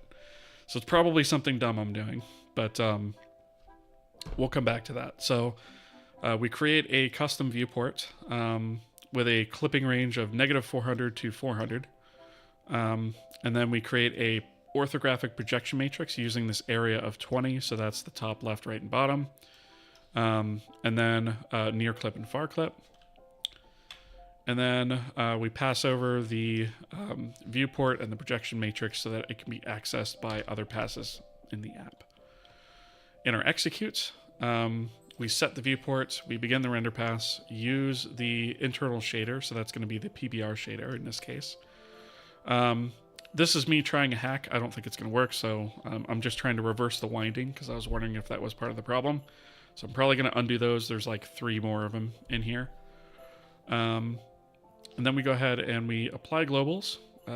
We apply the projection matrix and the view matrix right here. So we bind globals and then apply them. And then moving on, we go to the... Oh, wait a minute. No, that's right. Okay. So then we go ahead and we get a count of the geometries and terrains. And then what we do here is we essentially acquire enough resources for the number of materials that we have, or the potential number of materials that we have. And so what we do is we take the material with the highest internal ID, and we use that as the highest ID. And then we use one more for terrains. And that will make sure that we have enough resources for any material that comes through the door. Unless we load new ones in the future. And if we do, we handle that too, because anytime we execute, we run this check. So that's what that's doing. And if we need more, we create them. And then it loops through the static geometries, detects if we have a material, extracts the maps out of that, gets the bind ID, render number, draw index, all that stuff. If we don't, then we use the default stuff. Determine if it needs an update. Based on the renderer frame number versus the render number, and the draw index versus the frame data draw index. And then we bind the instance, set the instance uniform by location. So in this case, that's the color map location. And then we apply the instance, and then we sync that, and then we apply the locals, invert the geometry if needed. Again, I have to undo the hack here. Draw the geometry and then change back if needed. Again, I have to undo the hack. And then we do the same exact steps for terrain. Same exact thing, right? It's just different shader, so we have to do it separately. Okay, that's the end of the render pass, and then this is destroy, which we're not destroying everything yet. You'll see some errors. We'll fix that later. And then this is the implementation of the attachment texture get. So we do a quick check here and say if the type is color, then grab the index of the frame number out of the color textures array. If it's depth, do that for depth. If it's something other than that, then we don't support that and return nothing. Pretty straightforward stuff, I think. All right, I think that is actually all the code, folks. I think that is everything that we have. So what I'm going to do is I'm just going to build real quick, just to make sure that I have the latest on everything.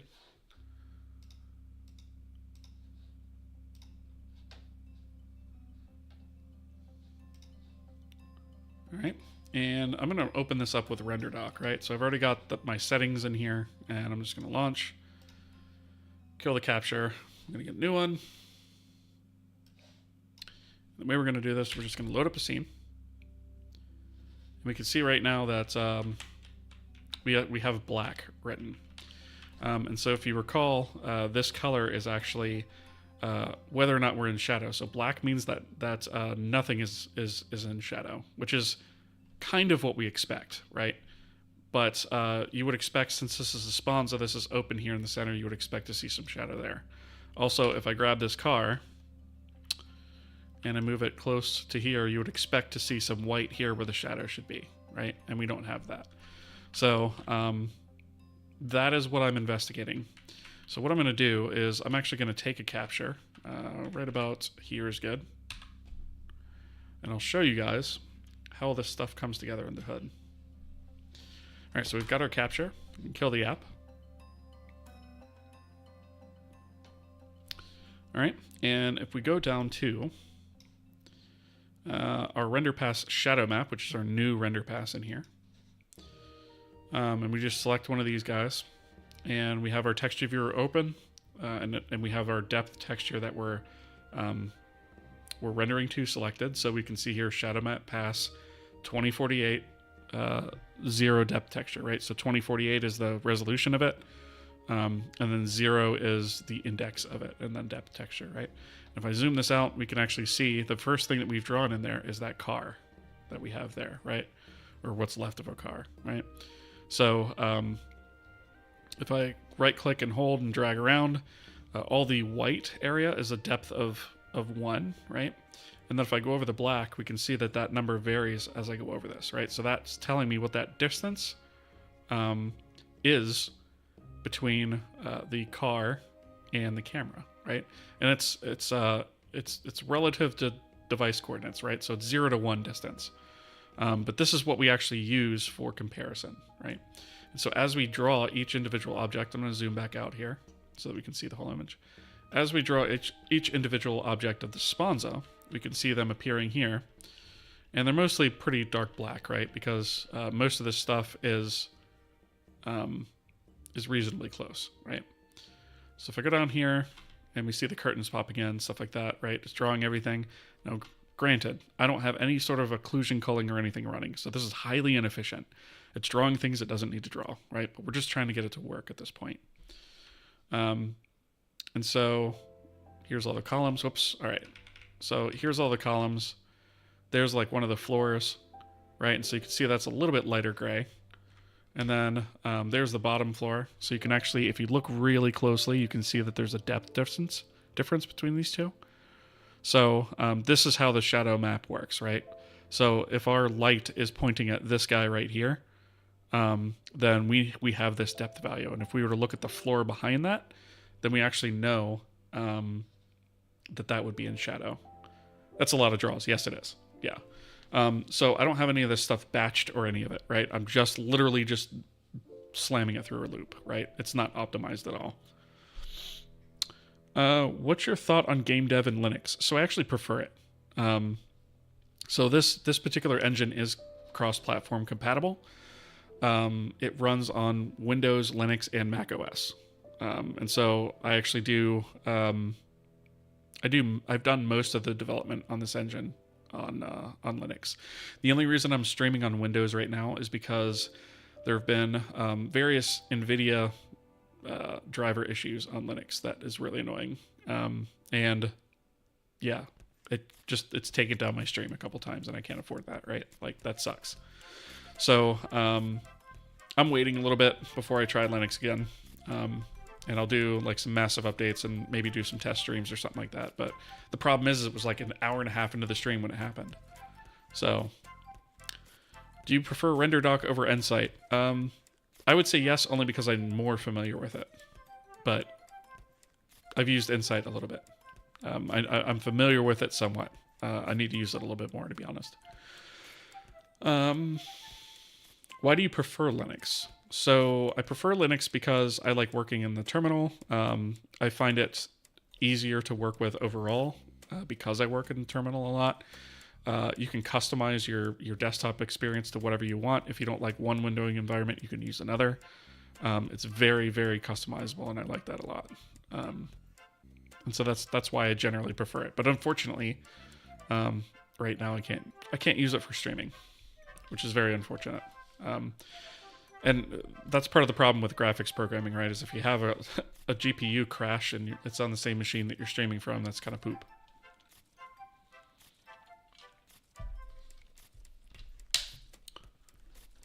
Anyway, so if we take a look at this draw, right? This is sort of the one of the walls, right? And we're not doing any backface culling either, so we're seeing all these back faces as well. but you can really start to see how this depth texture kind of works, right? And so there's that. And here's where we're drawing sort of that upper inner layer. And I'm actually just going to skip past a lot of this, right? So we're just filling more and more stuff in. And then down here towards the bottom, let's see, it's like here-ish is where we put on the roof, right? And so if we zoom into this guy, we can see that there's a spot right here where the roof is open. And so we should be getting textures or maps, shadow maps, casting kind of along this bottom edge, right? And we should be seeing light. This whole top surface should be lit, and this surface in here should be lit. And we're not seeing that right now. And so I'm trying to figure that out. And that's kind of where we are at the moment, right? And so the other thing is, you were asking about the 0.99. So let me take a look at that. So in here, we have the global UBO. Let's take a look at this guy. Let's see. I guess we can do... Oh, wrong pass. World pass. So in the world pass, right, this value I know is correct. I know that this is working correctly because this came through correctly.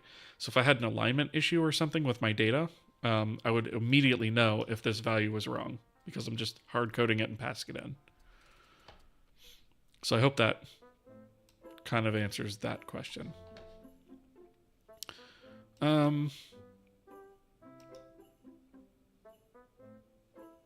That is kind of interesting. That oh, okay, so that's the terrain, so that doesn't have that extra.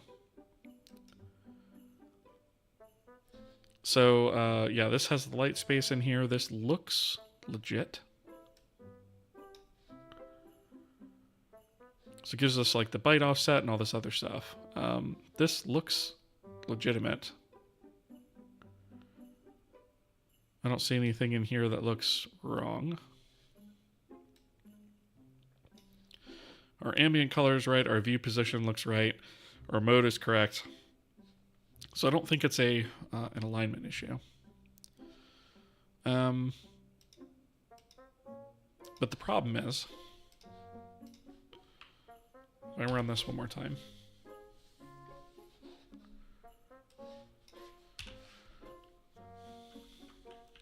The problem is, and if I actually switch to normal mode, this will be a little bit easier to look at, right? I realize the normals on this are foobar, right? This is kind of a crap model, but this is basically the shape, right? Our directional light is actually along this line right here, right? So we should be getting a shadow in here that comes along this, something like this, right? And we're just not, we're not getting that. Like this area down here should all be shadowed. This should be kind of lit up, and we're not getting any of that stuff. Even if we look at this side, since that's where the light's coming, right? If we switch back to normal mode, it's all not got any shadow information. And this is opposite of what you might think it is. Black in this case, since we're outputting the direct shadow information, black in this case means no shadowing. White means shadowing. And so even if we take this car and we move it, like there should be some sort of shadowing happening here, and there's not. So this is the,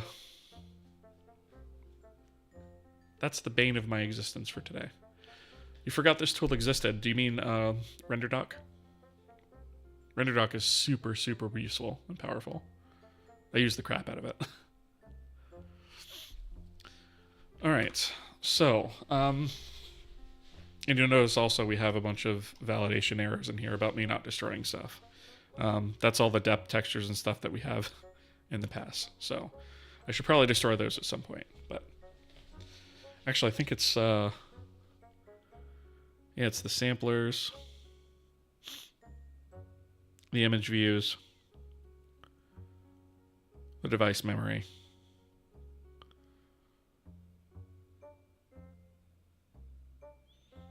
The images themselves, yeah, okay.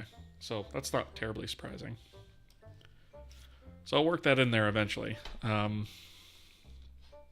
So the areas that I was messing with, was, let me close these working trees because I don't need these guys anymore. Let's open up shadow. Actually, I don't think it's the shadow pass, the shadow map pass. That's wrong. I think it's the scene pass because the shadow map actually looks correct to me. So I'm thinking it's got to be either something in the execution, which is going to be here. So it's either going to be that, or it's going to be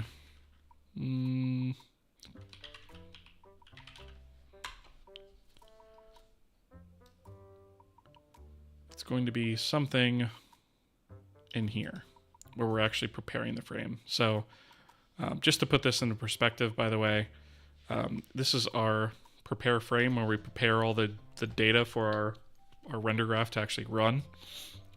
So this is run every frame. If we have a scene loaded, then we do the shadow map pass after the skybox pass, right? So this is all run in that case, but we only do this pass if we have a directional light. Otherwise, we don't do it. And so that's all that. We have the frustum culling in here, which I actually have turned off at the moment, but we do have frustum culling for that. And then this is the actual scene pass, right? So the scene pass really just has these two things pass through it: the directional light view and the directional light projection, which is our shadow camera look at and our shadow camera projection, right? And that's just a pass through. And the only other difference down here is like our hookup in the actual render graph. So if we take a look at this, we have our skybox pass up here, and then our shadow map pass is the second thing that's added with a resolution of 2048. And this doesn't have any sinks. It doesn't contain any sinks because it doesn't intake data from anywhere else. It only provides data. So it has two sources. One is the color buffer and one is the depth buffer, right? And the source origin is self on both of those. If we look at the scene pass, we've actually added a single sync to it. And so this is for the scene pass, and we've added a shadow map sync. So the shadow map sync is linked down here, where we say, okay, for the scene pass, the shadow map sync, we want to link the depth buffer from the shadow map pass. And that's how that's hooked up, right? And then the render graph just takes it from there. So, Ven Pogchamp, thank you for the follow. I appreciate it. Welcome. How are you doing?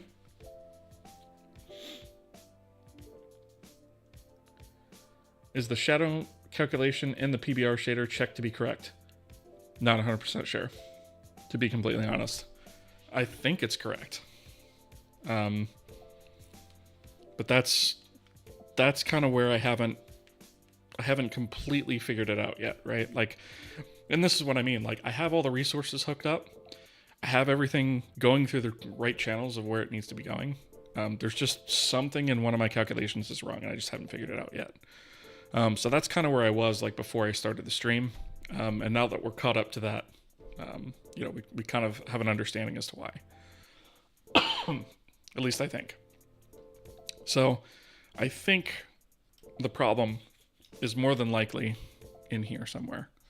So our shadow camera look at and our projection just defaults to identity matrix, right? But we've already confirmed through RenderDoc that it's not actually coming through as that, because our sets down here are working. So we have our projection is coming from the ext data projection. That's actually being set by the pass to allow us to extract that, right? So we're taking that from the shadow pass and extracting that. I wonder.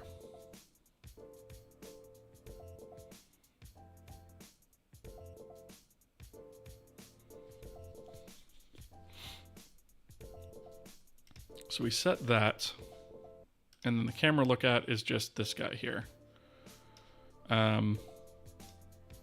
which I only have these because I was trying like different calls to like invert the matrix and stuff like that. But that none of that stuff seemed to add up, right?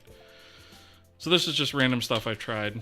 But basically the idea is, and actually I don't even need this technically. So the shadow camera position right now, it doesn't follow around the user or anything like that. I'm just trying a static position to get it right. So this is a vector 3 scalar. So I basically take the light direction and multiply that by -100. So the light direction goes down. So the reason I'm using -100 is because I want to go up, right? So I'm going back up the light direction. And that's where we get the position for our shadow camera. So we basically take that position, tell it to focus on the center of the scene, and then use vector 3 up as the up vector, and we get a look at matrix. And this seems correct to me. And judging by what is generated in the shadow pass, if we look here,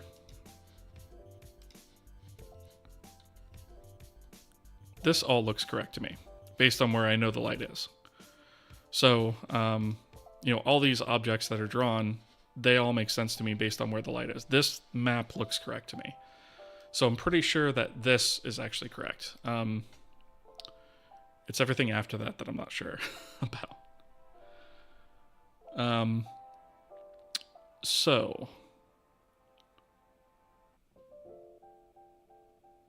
here's the projection matrix, which I wonder, well, actually we're still in the shadow pass, aren't we?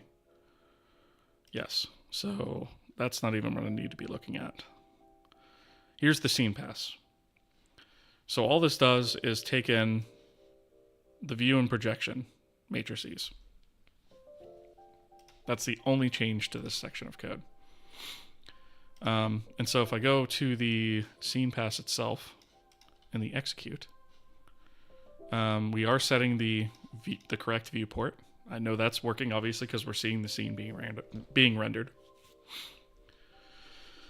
And then we're setting the light space matrix, which we're calculating here, just by multiplying the projection and the view matrices together. And I've tried backwards and forwards ordering on that. Doesn't seem to make a difference. And then shadow map set basically just sets the appropriate shadow map. And we know that the correct shadow map is being used because if I come into the render pass world and I draw, not the terrain, but let's say this car, right? There's the car itself, right? So this is the correct view and everything like that. But if we take a look at our texture viewer and our inputs, so we have the samplers for our materials, so the albedo, normal, metallic, roughness, AO, and then we have the sampler here for the depth texture. And look at that, it's correct, right? So that to me looks correct. And we have our skybox as our last one, right? And so I don't, like, this part of the pipeline is all working as far as I can see. Like, all of our transform data here is correct. So none of this looks off to me. I'm just not sure where I've gone wrong, right? But this is like all that is really done in this pass. So there's that, and then the getting of the sinks, which we know is all working. So the only other thing I can think of is the actual PBR material shader itself, right? Specifically, well, either this guy, which maybe this is what's wrong, right? Like maybe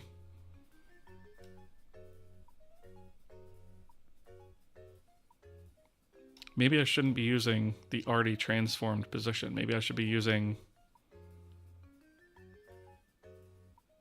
ooh, maybe that's it, actually.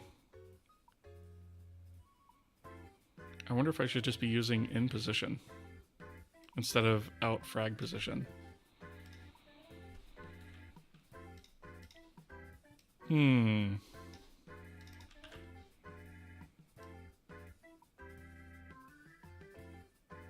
Well, this is just modified by the model matrix.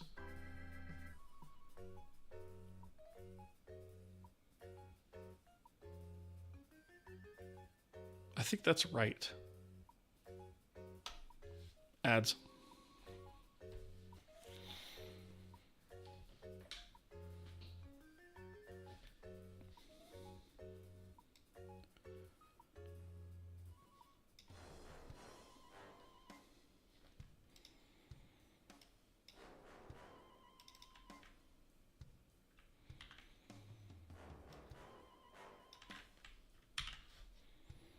So we've got about 1 minute left on ads. I'm just trying this really quickly to see if it works.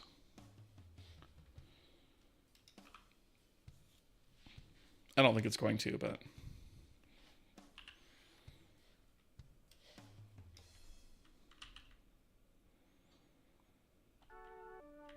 Does not look like it. I didn't think it was that.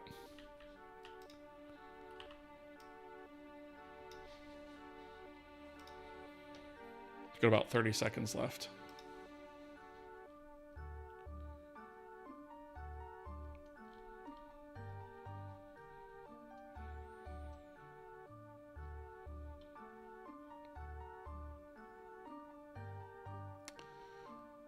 All right. 10 seconds left and we'll be good to go.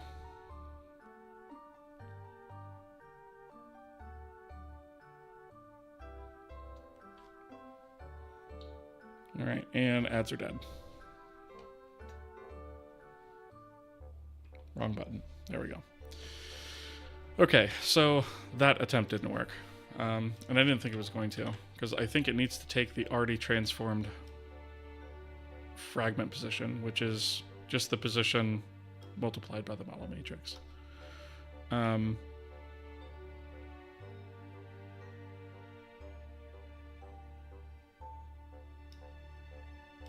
Transform that by the light space.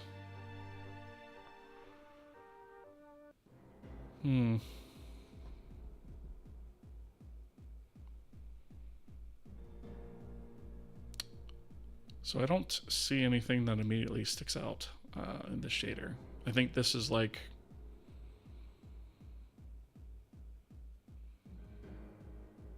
I think this is correct. So I don't think it's that one. I don't think it's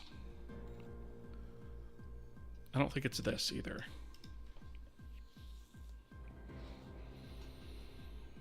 I could be wrong, but I mean, it's a pretty simple function.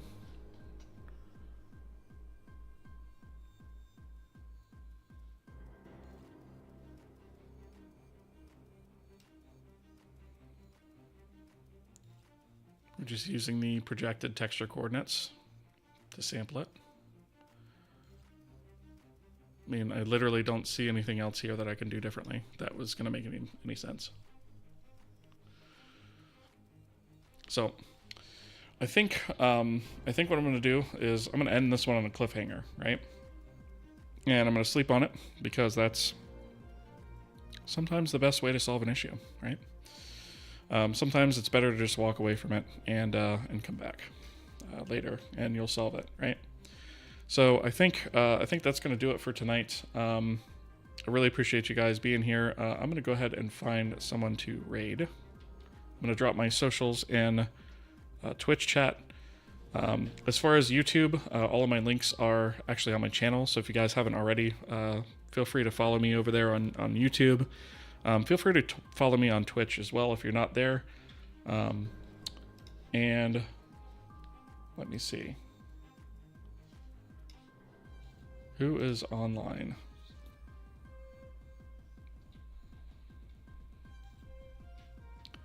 I'm going to raid Jitspo tonight, I think.